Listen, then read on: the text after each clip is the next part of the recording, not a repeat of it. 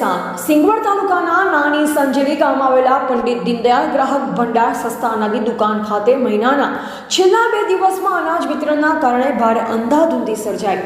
3 ગામોના લોકોને એક જ દુકાનેથી અનાજ મેળવવાનું હોવાથી મોટી ભીડ જોવા મળી અને લોકોએ ભારે હોબાળો મચાવ્યો। પ્રાપ્ત માહિતી અનુસાર દર મહિનાની જેમ આ વખતે પણ 30 તારીખના અંતિમ 2 દિવસ પહેલા ગરીબ પ્રજા માટે અનાજ વિતરણ શરૂ કરવામાં આવ્યું। જો કે નાની સંજેલી ઉપરાંત અન્ય 2 ગામોના લોકોને પણ આ દુકાનેથી અનાજ લેવાનું હોવાથી પરિસ્થિતિ વણસી।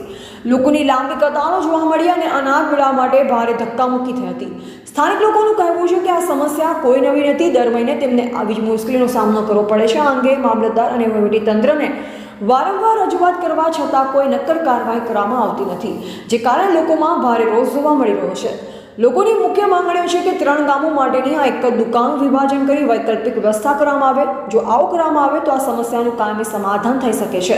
હાલમાં દુકાન દિરંદીકપુર વિભાગ મોટા કદની વિવિધ ગામોની સેવા સહકારી મંડળી લિમિટેડ દ્વારા સંચાલિત છે અને તેના સંચાલનથી લોકો ત્રાહિમામ પોકારી ઉઠ્યા છે। હવે જોવું રહ્યું કે વહીવટીતંત્ર દ્વારા ગંભીર સમસ્યાને ઉકેલવા માટે કેવા પગલાં લેવામાં આવે છે કે પછી સબ સલામતના ગાણા ગાતું રહેશે। અહેવાલ ભૂપેન્દ્રસિંહ બારિયા, ભારતની અસ્મિતા, દાહોદ।